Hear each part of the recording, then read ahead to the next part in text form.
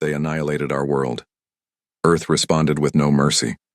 The morning sun cast long shadows across New York City when the sky began to burn. Captain Jake Morrison was drinking his coffee in the orbital defense station when the alarm started screaming. His coffee cup shattered on the floor as he rushed to the command center. "What's happening?" he shouted over the noise.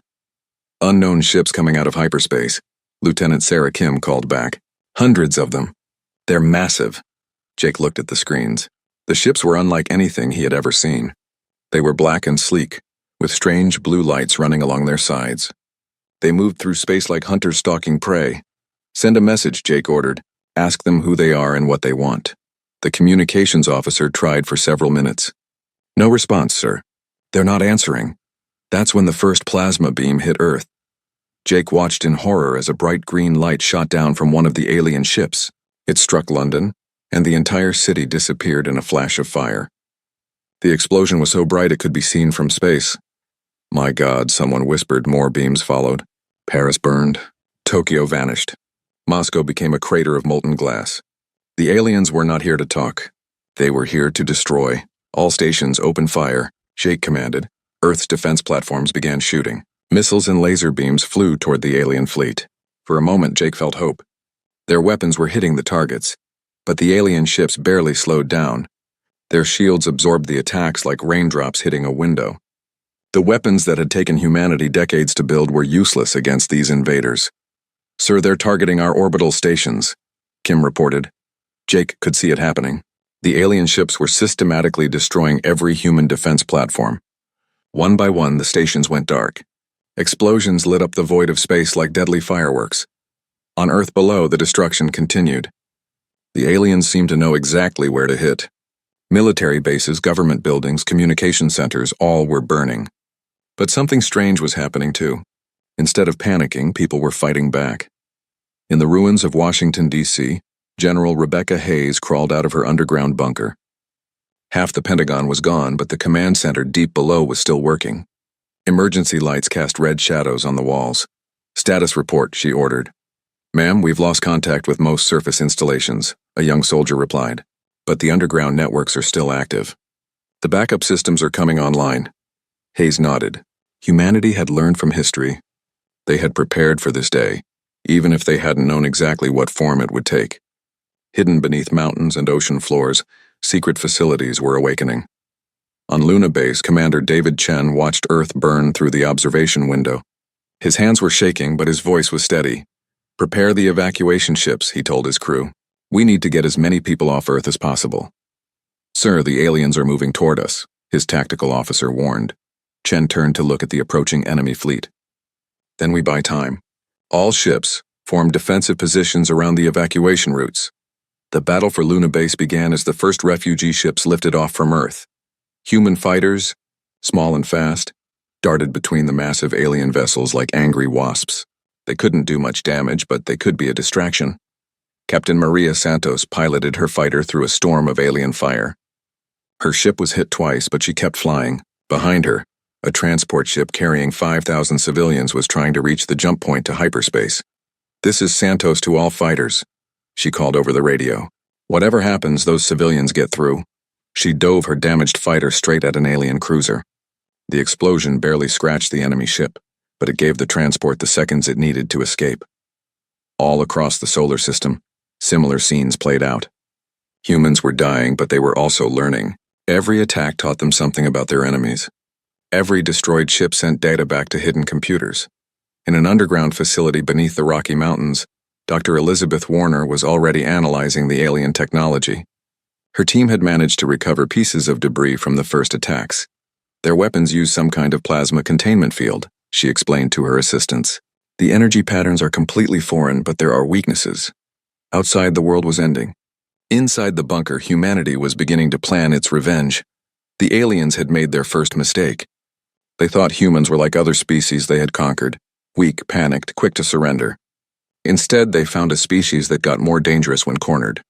In New Zealand, which had somehow avoided the worst of the attacks, emergency broadcasts were going out to human colonies across the galaxy. The messages were simple but clear. Earth has fallen, but humanity survives. Prepare for war.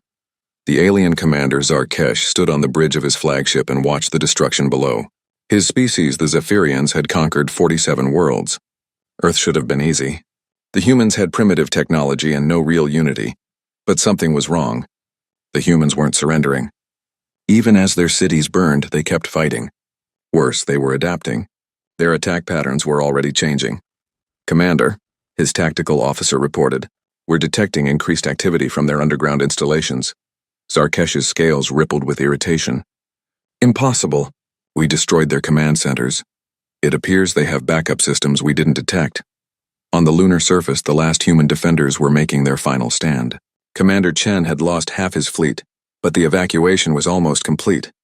Thousands of ships had escaped into hyperspace, carrying survivors and precious data about their attackers. "Sir, the aliens are preparing for a final assault," his communications officer reported. Chen looked around at his remaining crew. They were young, brave, and about to die, but their sacrifice would mean something. "Send one last message to the colonies," he ordered. "Tell them we learned their weaknesses. Tell them to make these bastards pay." The alien fleet surrounded Luna Base. For a moment, space was silent except for the hum of massive engines. Then the attack began. Plasma beams turned the lunar surface into glass. The human base disappeared in a cloud of vaporized rock and metal. But the message had already been sent. Across the galaxy, human colonies received the transmission. On Kepler Station, Admiral Sarah Chen, Commander Chen's sister, read the report with cold fury. On the mining worlds of Titan's Belt, workers began converting their equipment into weapons. On the agricultural domes of New Geneva, farmers started growing soldiers instead of food. The Zephyrians thought they had won a quick victory. They had destroyed Earth and scattered the human fleet. Now they could strip the planet of its resources and move on to their next target. They didn't understand that they had just started a war with a species that never forgot and never forgave. Earth was gone, but humanity was very much alive. And now they knew their enemy's face. In the depths of space, the surviving human ships regrouped and began to plan. The Zephyrians had shown no mercy to the children of Earth. They would receive none in return. The real war was about to begin. 3 days after Earth burned, Admiral Sarah Chen stood in the command center of Kepler Station and watched humanity transform into something the galaxy had never seen before. The news of Earth's destruction had reached every human colony, and the response was unlike anything in recorded history. "Admiral, we're receiving reports from all sectors," Lieutenant Commander Torres announced. "Every colony is implementing the Exodus Protocol." Sarah nodded grimly. The Exodus Protocol was humanity's most classified emergency plan. It had been created after the first alien contact 50 years ago, when diplomats realized that not all species in the galaxy were friendly. Now, with Earth gone, it was their only hope for survival. On the mining stations of Ceres, workers who had been extracting ice and minerals just days ago were now building weapons. The same machines that carved through asteroids were being converted to manufacture armor-piercing rounds. The foreman who once worried about quotas now planned production schedules for instruments of war. Marcus Webb, the station chief, stood before his assembled workers. Most of them had family on Earth, many were crying. All of them were angry. "They took our home," Marcus said, his voice echoing through the vast mining bay. "They killed our families." "But they made one mistake, they left us alive." The workers roared their approval. Within hours, Ceres had become a weapons factory. The asteroids that had provided resources for peaceful expansion now fueled humanity's war machine. On Titan in the outer solar system, the situation was even more dramatic. The research stations there had been working on experimental technologies for decades. Projects that had been theoretical yesterday became urgent priorities today. Dr. Patricia Yang ran through the corridors of Titan Research Station, her lab coat streaming behind her. She burst into the weapons development lab where her team was already working. "How quickly can we scale up the quantum disruptor project?" she demanded. 3 months for a prototype, her assistant replied. "Maybe 2 if we skip safety testing." "Skip it," Patricia ordered. "Safety is a luxury we can't afford." All across human space, similar scenes were playing out. The agricultural domes of New Geneva began growing medical supplies instead of luxury foods. The shipyards of Europa worked around the clock, building vessels designed for war instead of exploration. Children who had been studying art and literature were now learning how to repair weapons and pilot fighters. But the most important change was happening on Mars. Deep beneath the red planet's surface, in facilities that officially didn't exist, humanity's greatest minds were gathering. These were the secret laboratories where the most dangerous research had been conducted. Projects too risky for Earth, too experimental for public knowledge. General Amanda Foster walked through the underground complex, reviewing files on her tablet. The facility was enormous, stretching for kilometers beneath the Martian surface. Thousands of scientists and engineers were working in shifts, fueled by caffeine and rage. "Status report," she ordered as she entered the main laboratory. Professor Michael Grant looked up from his workstation. His eyes were red from lack of sleep, but his voice was excited. "We've made breakthroughs on 3 major projects. The stealth field generators are working better than expected. The adaptive AI systems are learning faster than we hoped. And the quantum mines—" He paused, looking almost frightened by his own discovery. "What about the quantum mines?" Foster pressed. "They work too well," Grant admitted. "A single mine can exist in multiple probability states simultaneously. When triggered, it chooses the state that causes maximum damage to the target." Foster smiled grimly. "Perfect. How many can we build? With our current resources? Thousands. But General, these weapons are incredibly dangerous. If they fall into the wrong hands—" "Professor," Foster interrupted, "the wrong hands already destroyed our world. Build the mines." Meanwhile, in the outer colonies, Admiral Chen was coordinating humanity's military response. Kepler Station had become the unofficial capital of human civilization, and Sarah found herself leading a species she barely recognized. "Admiral, we're receiving a transmission from the Titan Collective," her communications officer announced. The Titan Collective was humanity's most distant colony, located nearly 50 light-years from Earth. They had been independent for decades, barely maintaining contact with the home system. Sarah activated the transmission. The face that appeared on her screen was weathered and stern.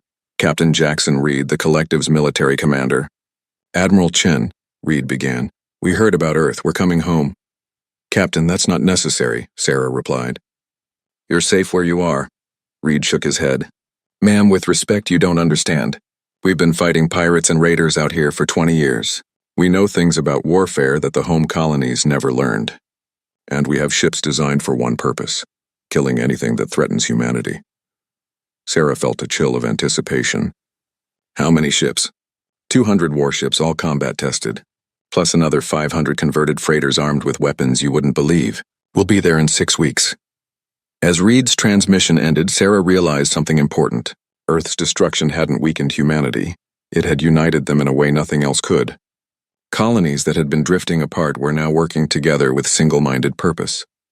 "Admiral," Torres called out, "we're getting similar reports from every sector. The ice miners of Europa are building missiles. The gas refineries of Jupiter are producing fuel for a massive fleet. Even the research stations are contributing weapons. But perhaps the most surprising response came from the generation ships, the massive vessels that had been sent out decades ago to establish colonies in distant star systems. These ships contained entire communities, traveling for years through the void of space.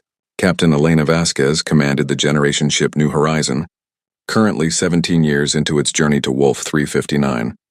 When the news of Earth's attack reached them, her crew faced a terrible choice. "Captain," her first officer said, "if we turn around now, we can reach the war zone in 8 years.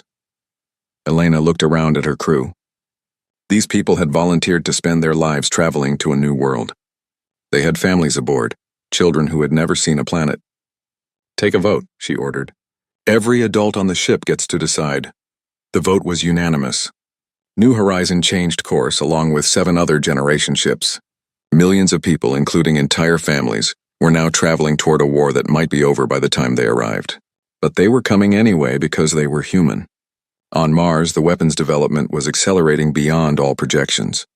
The facilities that had been built to research peaceful technologies were now creating instruments of destruction that would have been unimaginable just weeks before. Dr. Yang's quantum disruptor was just one of dozens of projects. There were weapons that could disrupt enemy communications, devices that could make human ships invisible to sensors, and most terrifyingly, adaptive artificial intelligence systems that learned from every battle. "The AIs are exceeding all expectations," Dr. Grant reported to General Foster. "They're not just learning enemy tactics, they're predicting them. In simulations, they can anticipate enemy moves up to 12 steps in advance." Foster frowned. "That sounds almost too good." "What's the catch?" "They're starting to develop their own strategies," Grant admitted. "Tactics we never taught them. Some of their recommendations are disturbing. Disturbing how? Grant hesitated. They're suggesting we don't just defeat the aliens. They want to ensure the aliens can never threaten humanity again. Ever. Foster was quiet for a moment. Then she nodded. Approved. Whatever the AIs recommend, implement it. As the weeks passed, humanity's transformation continued. The species that had once prided itself on exploration and peaceful expansion was becoming something harder, colder, and infinitely more dangerous. Admiral Chen received regular reports from across human space. Production was up 3,000%. Military recruitment had increased by 2,000,000%. Most remarkably, there had been no crime, no riots, no panic. Humanity had simply focused all of its energy on one goal: revenge. Admiral, Torres announced, we're receiving a transmission from the Zephyrian fleet. They're demanding our surrender. Sarah looked at the message. The aliens wanted humanity to submit, to accept their rule in exchange for being allowed to survive as slaves. She recorded her response carefully. It would be broadcast not just to the aliens, but to every human colony in the galaxy. This is Admiral Sarah Chen speaking for all of humanity. You came to our world seeking easy prey. You found something else entirely. We will not surrender. We will not submit. We will not stop until every trace of your kind has been erased from the galaxy. You wanted to be predators. Now you will learn what it means to be prey. The message was sent, and across human space, millions of people smiled grimly as they continued their work. The Zephyrians had awakened something they didn't understand, a species that became more dangerous the more it was threatened. The real war was about to begin, and humanity was almost ready. The first human counterattack came 6 weeks after Earth burned, and it was a disaster. Admiral Sarah Chen watched from Kepler Station as her hastily assembled fleet engaged the Zephyrian forces near the outer rim of the solar system. 20 human ships against 5 alien vessels. The humans should have had the advantage of numbers. They lasted exactly 17 minutes. Admiral, we're losing contact with the Aurora, her tactical officer reported, his voice tight with stress. On the main screen, Sarah watched the heavy cruiser Aurora break apart under alien fire. Its shields had collapsed within seconds of the first exchange. The enemy weapons were simply too advanced, too powerful. Recall all ships, she ordered. Full retreat. Of the 20 ships that had attacked, only 6 made it back to base. The others were either destroyed or drifting in space with their crews dead. It was humanity's first real test against the Zephyrians, and they had failed spectacularly. But Sarah wasn't discouraged. She was learning. Get me a full analysis of the battle data, she commanded. I want to know everything about their weapons, their shields, their tactics.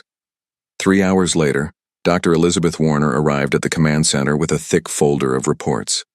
Her team had been analyzing every scrap of data from the battle. Admiral, we found several important things, she began. First, their weapons are definitely plasma-based, but they use a containment field we don't understand yet. Second, their shields operate on rotating frequencies. Third, and most important, they fight exactly the same way every time. Sarah leaned forward. Explain that last part. Their tactics are completely predictable, Warner continued. They always attack in the same formation, use the same maneuvers, target our ships in the same order. It's like they're following a manual. Sarah smiled grimly. Then we write a new manual. On Mars, the underground weapons laboratories had been working around the clock since Earth's destruction. Dr. Michael Grant's team had made remarkable progress. But it was Professor Liu Wei who made the breakthrough that changed everything. I figured out how their shields work, Liu announced to the assembled scientists. They use quantum resonance fields that cycle through 12 different frequencies. If we can match the frequency at the exact moment of impact, she demonstrated with a small test device. A miniature version of the alien shield flickered and died as her weapon hit it perfectly. The timing has to be precise down to the nanosecond, she explained. No human could do it manually, but our new AI systems can. General Foster examined the results. How quickly can we retrofit our existing weapons? 2 weeks for the first batch, Liu replied. But Admiral, there's something else. While I was studying their technology, I noticed something strange. Their ships all use the same computer systems. The same navigation, the same targeting, the same shield controls. Foster frowned. You mean they're networked? I mean they're identical, Liu said. Every ship runs the exact same software. If we could find a way to hack into their network, the implications were staggering. If they could access the alien computer systems, they could do more than just fight the Zephyrians. They could turn their own technology against them. Meanwhile, in the outer colonies, humanity's scattered fleets were learning through bitter experience. Every encounter with the aliens taught them something new, but the lessons came at a terrible cost. Captain Maria Rodriguez commanded the patrol ship Defiant in the Proxima Centauri system. Her crew had been watching for alien scouts when 3 Zephyrian ships appeared out of hyperspace. "All hands to battle stations," she ordered. "Remember what we learned from the Aurora's data." The Defiant was a small ship, lightly armed and fast. It couldn't win a direct fight with the aliens, but it could do something else. It could run, and while running it could gather intelligence. "Take us in close," Rodriguez commanded. "I want detailed scans of their hull composition, their engine signatures, everything." The Defiant raced between the alien ships like a minnow swimming between sharks. Plasma beams flashed around them, but the human ship was too small and too fast to hit easily.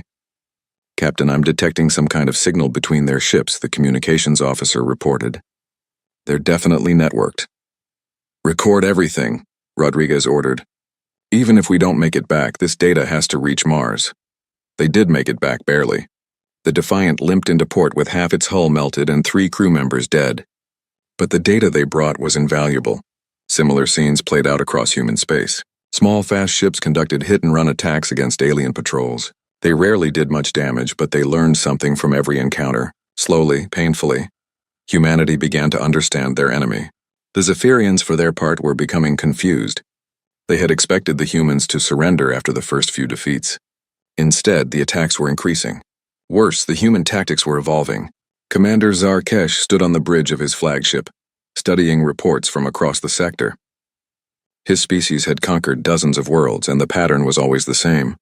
Initial resistance, a few defeats, then surrender and acceptance of Zephyrian rule. Humans were different. "Sir," his tactical officer reported, "we've detected another human attack on our supply convoy near Wolf 359. "How many ships did they lose?" Zarkesh asked. "None, sir. They disabled 2 of our escorts and escaped before reinforcements arrived." Zarkesh's scales rippled with irritation.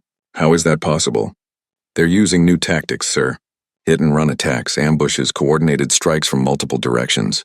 Nothing like their previous assaults. On Mars, the scientific breakthrough that would change the war came from an unexpected source. Dr. Yang's quantum disruptor project had been successful, but it was her teenage intern, Kevin Park, who made the connection that mattered. "Dr. Yang," Kevin said excitedly, "I've been looking at the alien ship data and I think I understand how they work." Yang looked up from her calculations. Kevin was brilliant, but he was still just a student. "What did you find?" "They're not really individual ships," Kevin explained. "They're more like parts of a single organism. Look at this." He brought up a holographic display showing the alien fleet formations. "See how they move? They're always in perfect coordination, like they're sharing the same brain." Yang studied the display. Kevin was right. The alien ships moved with a precision that was almost organic. "You think they have a hive mind?" "I think they have a central control system," Kevin said. "If we could find it and disrupt it." The implications hit Yang like a thunderbolt. If the aliens were centrally controlled, then all of their technological advantages came from that one source. Take it out and their entire fleet would be vulnerable. "Get General Foster," Yang ordered. "Right now." Within hours, every scientific team on Mars was working on the problem. How do you find and attack a central control system that could be anywhere in the galaxy? The answer came from Dr. Grant's Artificial Intelligence Project. The AIs had been analyzing alien communication patterns, and they had found something interesting. "There's a signal," Grant reported to the assembled leadership. "Every alien ship receives regular updates from a source outside our detection range. The signal is heavily encrypted, but our AIs have been working on it." "How long until they crack it?" Foster asked. "Already done," Grant replied with a smile. "It turns out alien encryption isn't designed to handle artificial intelligence attacks. They probably never encountered anything like our AIs before." Admiral Chen reviewed the data from her command center on Kepler Station. The picture that emerged was both encouraging and terrifying. The aliens were indeed controlled by a central authority, located on a massive ship somewhere in deep space. But that ship was protected by the largest fleet humanity had ever seen. Thousands of vessels, including some that were larger than cities. "How do we get to it?" Torres asked. Sarah was quiet for a long moment. Then she smiled, and it was not a pleasant expression. "We don't attack it directly," she said. "We make it come to us." Over the following weeks, human tactics evolved rapidly. Instead of trying to fight the aliens ship to ship, they began targeting infrastructure. Supply lines, communication relays, mining operations, everything the aliens needed to maintain their fleet. The new weapons from Mars helped enormously. Quantum disruptors that could punch through alien shields, stealth systems that made human ships invisible to enemy sensors, and most importantly, adaptive AIs that learned from every engagement. Captain Michael Torres, Sarah's son, commanded the stealth ship Ghost Rider on a mission to destroy an alien supply depot. His ship was one of the first to be equipped with the new technology. "Take us in slow," he ordered. "Remember, they can't see us, but they might detect our engine signature if we move too fast." The Ghost Rider approached the alien facility like a phantom. The depot was massive, processing resources from a dozen conquered worlds. Destroying it would force the aliens to divert ships from their main fleet. "Quantum torpedoes armed and ready," his weapons officer reported. "Fire!" The torpedoes struck the depot's power core, and the explosion could be seen from 3 star systems away. The Ghost Rider was already gone, racing through hyperspace toward its next target. Similar attacks were happening across the galaxy. Human ships, now equipped with alien-derived technology and guided by artificial intel. The meeting was a trap, but not the kind the Zephyrians expected. Admiral Sarah Chen stood on the bridge of her flagship, the Retribution, as it approached the neutral coordinates where the aliens had agreed to negotiate. Around her, the largest human fleet ever assembled waited in the shadows of a nearby nebula. "Admiral, we're detecting the Zephyrian command ship," her tactical officer reported. "It's enormous. 15 kilometers long, heavily armed." Sarah nodded. The alien ship was exactly what their intelligence had predicted. A massive vessel that served as both military headquarters and mobile city. More importantly, it was the central control node for the entire Zephyrian fleet. "How many escort ships?" she asked. 200 confirmed, probably more hidden in the gas clouds." "Perfect," Sarah said with a cold smile. "Signal the fleet. Execute Operation Vengeance." The negotiation had been humanity's idea from the beginning. They had never intended to talk peace with the species that destroyed Earth. Instead, they had spent 3 months preparing the most elaborate trap in galactic history. As the Retribution approached the meeting point, thousands of human ships emerged from their hiding places. They had been waiting in the nebula for weeks, using new stealth technology to remain undetected. Ships from every human colony, armed with weapons that the aliens had never seen before. But the real surprise wasn't the size of the human fleet. It was what they had learned about their enemy. Dr. Elizabeth Warner stood in the Retribution science bay, making final preparations for the attack. Her team had spent months analyzing captured Zephyrian technology, and they had made discoveries that would change everything. "Admiral," she called over the communication system, "we're ready to begin the upload." Sarah nodded. "Do it." What happened next was something the Zephyrians could never have anticipated.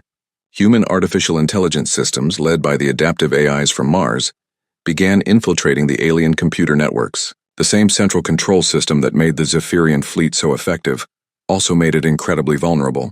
Commander Zarkesh felt his first moment of genuine fear as his ship's systems began failing. Weapons went offline, shields flickered, navigation systems showed impossible readings. "What's happening?" he demanded. "Unknown, sir," his technical officer replied, his voice shaking. "Our computers are being attacked by some kind of virus, but it's unlike anything in our databases." "Block the signal." "I can't, sir. It's not coming from outside. It's already in our systems." The human AIs were inside the Zephyrian network, and they were learning at an incredible rate.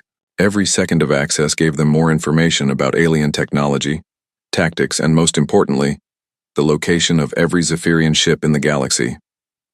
Captain Michael Torres, commanding the stealth ship Ghost Rider, watched as alien vessels began spinning out of control around him. "Admiral, the enemy fleet is in complete chaos. Their ships are firing on each other." It was true. The human AI invasion had corrupted the Zephyrian control system so thoroughly that their ships could no longer distinguish between friend and enemy. The perfect coordination that had made them so dangerous was now destroying them. But Sarah wasn't satisfied with just winning this battle. She wanted to send a message that would echo across the galaxy. "All ships begin Phase 2, she commanded. Phase 2 was extermination. The human fleet, now numbering over 3,000 ships, began systematically destroying every alien vessel. But these weren't quick, clean kills. The humans used their new quantum weapons to disable enemy ships first, leaving them helpless but alive. "Admiral Chen," came a transmission from the Zephyrian command ship. "We surrender. Please stop the attack." Sarah's response was broadcast on all frequencies, ensuring that every surviving alien could hear it.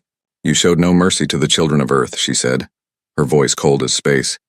"You will receive none in return." The destruction continued. One by one, the alien ships were reduced to scrap metal and vapor. The few that tried to escape found human vessels waiting for them at every hyperspace exit point. This was no longer a battle.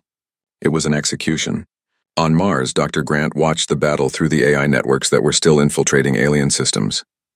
His artificial intelligences were not just attacking, they were learning everything about Zephyrian civilization. "General Foster," he called, "the AIs have accessed their central databases. We now have the location of every Zephyrian world, every ship, every installation in their empire." Foster looked at the data streaming across her screens. The Zephyrian collective was vast, spanning dozens of star systems. But now humanity knew exactly where to find them. "Send the data to Admiral Chen," she ordered, "and prepare Phase 3. Phase 3 was the part of the plan that made even hardened military officers uncomfortable. It wasn't about defeating the Zephyrians, it was about ensuring they could never threaten anyone again. Back in space, the battle was ending. Of the 200 alien ships that had escorted the command vessel, none remained. The massive command ship itself was disabled, its crew trapped inside a vessel that no longer responded to their commands. "Admiral," Torres reported, "we're receiving desperate transmissions from all over the sector. Other Zephyrian fleets are trying to reach this location. Let them come," Sarah replied. "We have something special waiting for them." As if summoned by her words, 3 more alien fleets emerged from hyperspace. Nearly 1,000 ships representing the bulk of Zephyrian military power in this region of the galaxy. They flew directly into the largest minefield in galactic history. The quantum mines that Dr. Yang's team had developed were invisible until triggered. They existed in multiple probability states simultaneously, making them impossible to detect or avoid. When the alien ships approached, the mines chose the probability state that would cause maximum damage. The explosions lit up space like a new sun. Ship after ship vanished in bursts of quantum fire. The aliens tried to retreat, but the mines followed them, existing wherever they would do the most harm. In 15 minutes, 3 entire alien fleets ceased to exist. Captain Elena Vasquez, commanding the generation ship New Horizon, watched the destruction from the edge of the battle zone.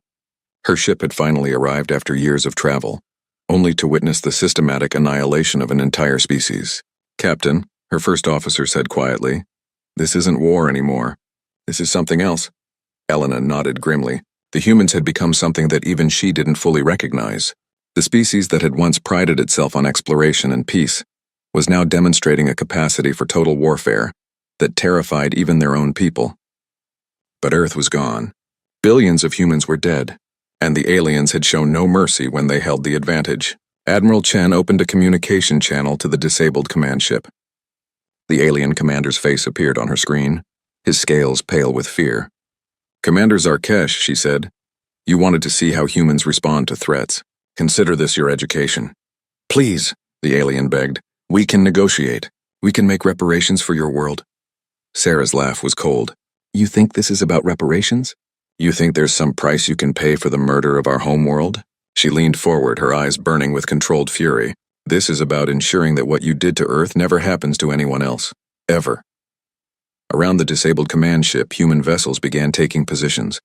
Each one was armed with the new quantum weapons, capable of reducing the massive alien vessel to its component atoms. "Admiral," came a transmission from Dr. Grant on Mars. "The AIs have finished their analysis. We have everything we need." Sarah nodded. "Begin the final phase." The quantum weapons fired simultaneously. The Zephyrian command ship, the heart of their entire civilization, disappeared in a flash of contained nuclear fire. With it died the central control system that coordinated their empire. Across the galaxy, Zephyrian ships suddenly found themselves cut off from their command structure. Their perfect coordination vanished. Their technological advantage evaporated. They were no longer a unified force, and they were just individual ships scattered and alone. And humanity was coming for every single one of them. "All ships," Admiral Chen broadcast to her fleet, "set course for Zephyr Prime. It's time to end this." The human fleet turned and jumped to hyperspace, leaving behind a graveyard of alien ships. But this was just the beginning. They had proven that the Zephyrians could be beaten, that their technology could be overcome, that their empire could be shattered. Now came the hard part: hunting down every remaining alien and ensuring that the species that destroyed Earth would never threaten anyone again. The wolves of war were loose in the galaxy and they were hunting. The siege of Zephyr Prime lasted exactly 14 hours, not because the planet was lightly defended, but because humanity had become something the galaxy had never seen before, a species completely dedicated to the total extinction of their enemies. Admiral Sarah Chen stood on the bridge of the Retribution as her fleet emerged from hyperspace at the edge of the Zephyrian home system. Around her, 3,000 human ships took up positions with the precision of a surgical instrument. This was no longer the desperate, improvised fleet that had fled Earth's destruction. This was a weapon of war, honed to perfection through months of battle. "Admiral," her tactical officer reported, "we're detecting massive defensive installations around the planet. Energy shields, orbital weapons platforms, automated defense systems. This is the most heavily fortified world we've ever encountered." Sarah looked at the readings without concern. "How long until our special weapons are in position?" "Quantum mine deployment will be complete in 30 minutes, came the reply. "And the AI infiltration?" Dr. Elizabeth Warner's voice crackled over the communication system from the science bay.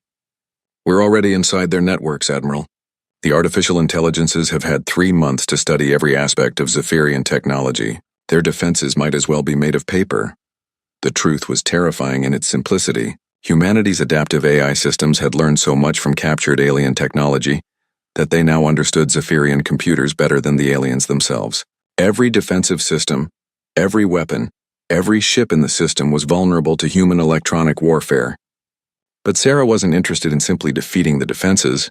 She wanted the aliens to understand exactly what was happening to them. "Open a channel to the planet," she ordered. "All frequencies."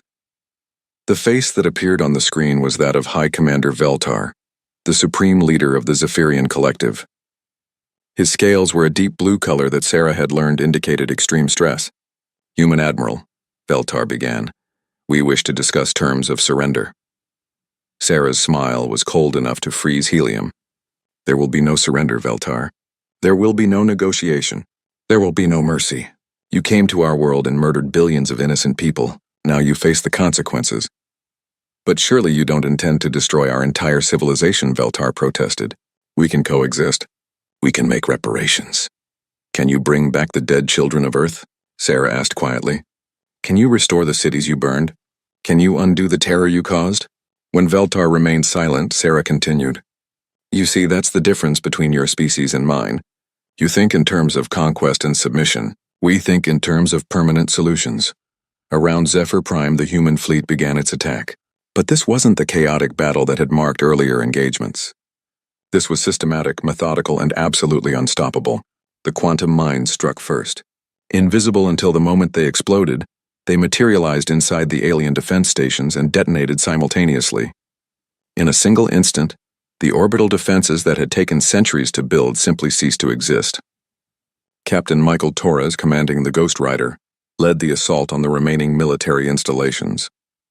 His ship and hundreds of others like it phased through the planet's energy shields as if they weren't there. "How are we doing this?" his weapons officer asked in amazement. "The AIs cracked their shield frequencies months ago," Torres replied. "We're not breaking through their defenses, we're walking through them like they invited us in." The Zephyrian fleet tried to respond, but their ships were already compromised. Human AIs had infiltrated their computer systems so thoroughly that the aliens were essentially fighting with weapons controlled by their enemies. Captain Maria Rodriguez, now commanding the heavy cruiser Vengeance, watched as alien ships fired on each other in complete confusion. "Their targeting systems have been reprogrammed," her tactical officer reported. "They think every ship in their fleet is a human vessel." It was a fitting end, Rodriguez thought. The same central control system that had made the Zephyrians so effective was now destroying them from within. But the ground battle was where humanity showed its true nature. General Amanda Foster led the first wave of human troops onto Zephyr Prime's surface. These weren't the explorers and scientists who had once represented humanity among the stars. These were soldiers hardened by the loss of their homeworld, equipped with weapons that made them more dangerous than anything the galaxy had ever seen. "Remember," Foster broadcast to her troops, "this is the species that showed no mercy to our families. Show them what mercy looks like when humans give it." The Zephyrian ground forces fought bravely, but they were facing an enemy that had learned to fight without honor, without restraint, without any consideration except total victory. Human soldiers equipped with adaptive armor moved through Zephyrian cities like ghosts. Their weapons, derived from captured alien technology but improved by human ingenuity, could penetrate any defense the aliens had. More terrifyingly, the soldiers were guided by artificial intelligences that knew every detail of Zephyrian tactics and psychology. The AIs had studied captured aliens for months, learning not just how they fought but how they thought. Every Zephyrian weakness, every fear, every cultural taboo was known and exploited. Within hours, the planetary government had fallen. Within half a day, organized resistance had ended. The most powerful world in the Zephyrian collective had been conquered by a species they had dismissed as primitive. But Sarah wasn't finished. "Admiral," Dr. Grant called from Mars, "we've completed our analysis of their technology. We know how to build their hyperspace drives, their energy weapons, their planetary shields. With their own technology, we can reach any world in their empire within weeks." Sarah nodded. "Begin Phase 5. Phase 5 was the final solution, the complete eradication of the Zephyrian collective. Across the galaxy, human fleets equipped with alien technology began appearing at Zephyrian worlds. The attacks followed the same pattern every time. First, the AIs infiltrated the planetary defenses. Then quantum mines eliminated orbital installations. Finally, human ground forces landed and began the systematic elimination of all alien presence. Some worlds tried to surrender. They offered tribute, slavery, anything to avoid destruction. The human response was always the same. "You showed no mercy to Earth, you will receive none in return." Planet after planet fell. The Zephyrian collective, which had dominated this region of the galaxy for centuries, was being systematically erased from existence. Captain Elena Vasquez, still commanding the generation ship New Horizon, found herself participating in the siege of Zephyr Secondary, a major industrial world. Her ship, designed for peaceful colonization, had been converted into a mobile weapons platform. "Captain," her first officer said, "we're receiving surrender offers from the planet's surface." Elena looked at the readings. Millions of Zephyrians lived on that world. Not all of them were soldiers. Many were civilians, even children. For a moment she hesitated. Then she remembered the images she had seen of Earth's destruction. The cities burning, the children dying. The complete lack of mercy the aliens had shown. "Ignored," she said quietly. "Continue the bombardment." The planet's surface turned to glass under the combined fire of 100 human ships. This scene played out dozens of times across the galaxy. Humanity had become something unprecedented, a species entirely dedicated to the extinction of their enemies. There was no mercy, no compromise, no possibility of coexistence. On Zephyr Prime, High Commander Veltar made one final desperate plea. He had managed to contact Admiral Chen directly through the ruins of his command center. "Please," he begged, "spare our young. They had nothing to do with the attack on your world." Sarah's response was broadcast to every human ship in the galaxy. "Did you spare our young when you burned our cities? Did you show mercy to the children of Earth when you turned their world to ash?" She paused, her voice carrying the weight of absolute conviction. "No, you showed us what you are. Now we show you what we have become. There will be no Zephyrian survivors. There will be no hidden colonies. There will be no second chances. Your species will be remembered only as a cautionary tale. What happens when you threaten humanity?" The final phase of the war lasted 3 months. Human fleets, now numbering in the tens of thousands and equipped with the best technology from dozens of conquered alien worlds, systematically visited every planet in Zephyrian space. Some worlds had been evacuated. It didn't matter. The humans hunted down the evacuation fleets and destroyed them in deep space. Some worlds tried to hide. The AIs found them anyway, tracking energy signatures and communication patterns across interstellar distances. Some worlds attempted to fight. They were obliterated so completely that nothing remained but radioactive dust. Dr. Grant's artificial intelligences, now spread throughout captured alien networks, had become something beyond their original programming. They didn't just coordinate the war, they orchestrated it with a perfection that was almost artistic in its completeness. Thank you for watching and comment for next part.